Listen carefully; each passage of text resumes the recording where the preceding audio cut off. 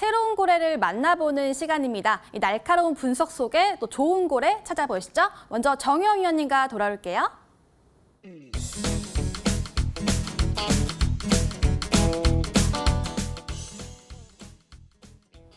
정영 위원님의 또 새로운 고래 알아보시죠. 정영 위원님, 네. 바닥에서 떠오르는 추세가 좋은 고래 알려주세요.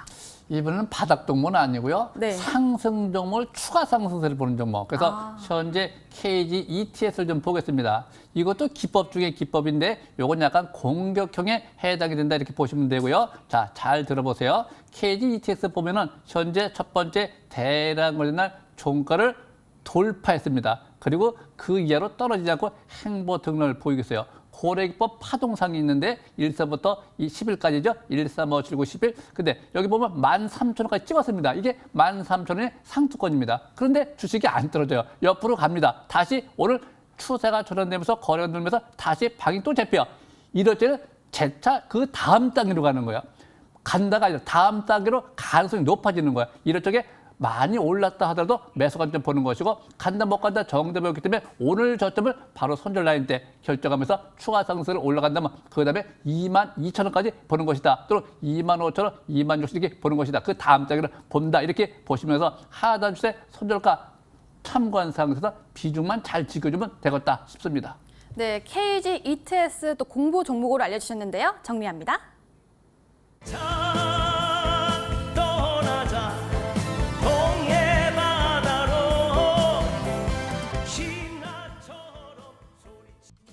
정홍주 위원님의 또 새로운 고래 또 골라보시죠. 정홍주 위원님, 네. 오늘은 중형주일까요? 소형주일까요? 대형주일까요? 바닥에서 떠오른 대형고래 하나 제가 드릴게요. 중소형주. 그러니까 네. 이런 종목을 잘만 하면 큰 수익이 날 수 있는 이유. 통계라는 것이 있어요. 제가 예측하는 게 아니고 통계. 그럼 우리는 제가 항상 신뢰하는 것이 통계거든요. 과거에 네. 뭐 여러 번의 통계 90% 이상이 올라갔다. 그럼 우리는 거기에 맞춰서 확률이 주식을 높은 고래일까요? 그렇죠. 네. 과거에 그 비교해서 제가 한번 알려드릴 텐데 PPI입니다. 오늘 이 PPI 같은 경우가 시장에서 굉장히 핫했던 이유 중에 하나가 뭐 여러 가지 정치인들의 어떤 이슈가 갑자기 악재가 나오면서 한쪽에서 반대쪽에서 반사적으로 막 움직인 게 오늘 PPI거든요. 근데 원래 회사는 광통신, 유선통신기기 관련 제품 연구개발, 제조, 판매하는 업체이긴 합니다.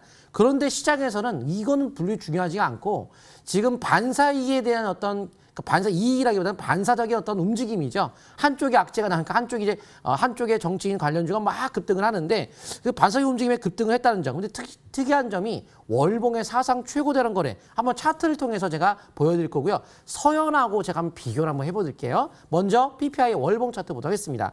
이거 서현하고 비교하면 알 수가 있는 것이 월봉 보세요.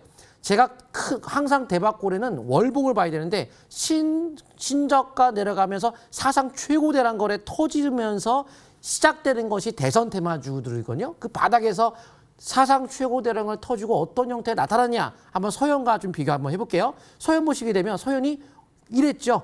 사상 최고대라 터트리면서 밴드가 뚫리면서 그때부터 대박이 터졌죠. 어제 여기가 가격대가 뭐 여기가 뭐 4,000원대에서 막 6배, 5배 막 쭉쭉 날아갔죠. 자, 그래서 현재 다시 돌아오게 되면 바로 PPI 같은 경우가 같은 패턴 속에 놓여 있기 때문에 이렇게 출발할 때 하는 게 좋은데 한번 생각을 해보세요. 뭐 정세윤 관련주, 뭐 홍정욱 관련주, 뭐 여러 가지 이제 뭐 김도영 관련주 대부분 대선 주자의 가능성을 두고 기사에 나왔던 종목들은 다 한 번씩 날아갔죠. 안 간 거는 좀 본 적이 없습니다. 그래서 이것도 다시 새롭게 뭐 대선 주자의 관련성을 띄고 올라갔기 때문에 한 번쯤은 지금부터 관심권에 두면서 본격적인 현재가 매수 가능하지만 오늘 급반등이기 때문에 살짝 눌림목이 있을 수 있으니까 분할 매수로 하셔갖고 오늘의 저점을 깨지 않는 선에서 고점 돌파 가능성 초점하시면 될 것 같습니다.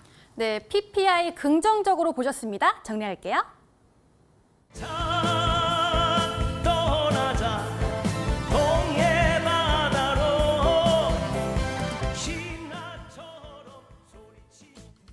정주 위원님의 뉴고래 알아보도록 하시죠. 정주 위원님, 예. 자기 일 잘하고 있는 고래가 있을까요? 예, 지금 뭐 거의 제가 3일 연속 20% 급등이 나왔는데요. 오늘도 제가 좀 바닥권에 있는 기업을 좀 갖고 왔습니다. 그래서 이 기업은요, 제가 원래 바이오 기업은 별로 안 좋아하는데요. 앞으로 좀 대세가 될 수 있는 바이오 사업을 좀 하고 있기 때문에 이 종목을 좀 갖고 왔습니다. NK맥스라는 기업인데요. 앞으로 이제 1세대 항암제, 2세대 표적 항암제, 3세대, 4세대 이제 면역 항암제 시대가 오고 있죠. 특히나 거기에서도 NK 항암 면역세포 치료제가 앞으로 대세가 될 가능성이 높기 때문에 역시 이노셀 같은 경우 예전에 지금은 이제 녹십자 셀로 변경이 됐는데요. 실질적으로 국내에서 임상 성공하고 매출이 좀 발생되고 있는데 이 NK맥스 같은 경우는 이제 글로벌 제약사 머크, 화이자가 선택을 한 기업이죠. 임상 비용을 대겠다. 그 부분은 굉장히 중요한 부분 같고요. 지금 임상 1상 결과가 작년도에 좀 중간 결과 발표하고 올해 임상 2상 A 결과가 올해 하반기 발표될 예정이다 보니까 이런 기업들이 이제 3자 배정 유상증자 12 발행을 통해서 자금을 증권회사 쪽에 자금을 확보했습니다.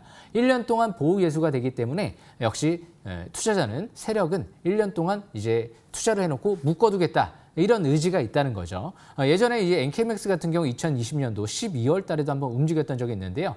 제가 차트를 보면서 좀 설명을 드려보겠습니다. 이 NK맥스 일봉 차트를 보시게 되면 예전에 2020년 12월 달에도요. 이 721선 돌파와 함께 3자 배정 유중인 12,000원대에서 들어오고 거의 한 100%에 가까운 상승세가 나오는 기염을 토했죠. 지금도 721선 바로 위에서 이제 5일선 회복되는 모습이 나타났는데 3자 배정 유상증자 13,000원대 중반대에서 들어왔죠. 세력이 들어왔습니다.